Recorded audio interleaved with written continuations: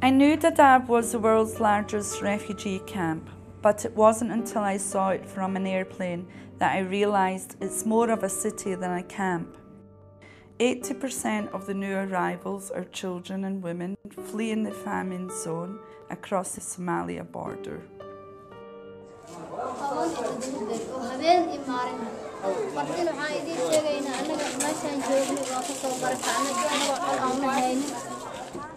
When people arrive, they receive the basic necessities they so desperately need.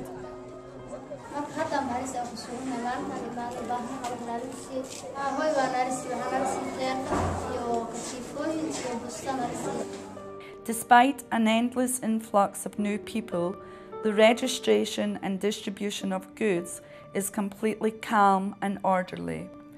It's a testament not only to the experience of the care staff, but also the dignity of the refugees.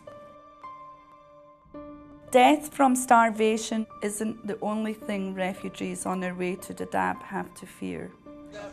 Gender-based violence, we have seen a lot of women who are being raped on their way to the camps. People are fleeing from a relentless violence compounded by a drought. We've never seen this kind of situation because almost we are receiving 2,000 people a day. CARE has set up a screening area at the Dadaab Reception Centre to help identify and assist people who survived sexual violence during their journey. And we have a psychosocial counselor here with us looking at how we are interviewing the survivors. Then if the questions that we ask, like have you lost someone on the way, has something happened to you, the way the survivor answers the question, the psychosocial are able to pick it up. With hundreds of children arriving every week, the schools are scrambling to accommodate them.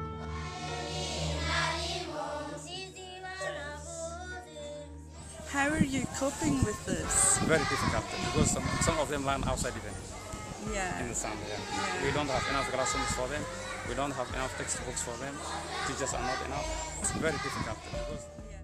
You'll see there's tents set up so that children have a place to start being educated because you really want kids in school immediately because it's one of the best ways to help ensure that the psychological support, normalcy of life.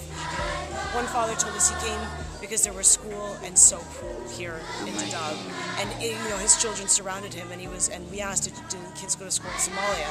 And he laughed at us and he said they went to the school of violence. And being here gives them the opportunity to get any kind of education, a form of education, and what we're also doing is teaching the Kenyan curriculum, so they're also learning English. There are wonderful opportunities here. After I left Dadaab, I visited struggling cattle herders in Ethiopia's Borena region. It hasn't rained in Borena in nearly a year, and the animals are dying for lack of pasture and water.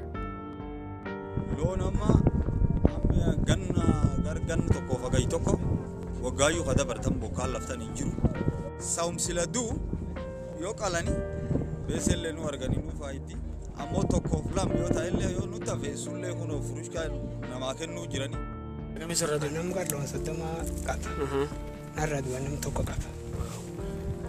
CARE designed different projects and intervened in this area, and one of the projects is a nutrition intervention, and that nutrition intervention is entirely dealing about the nutritional problem of children, and this one is for animal feed and animal destocking.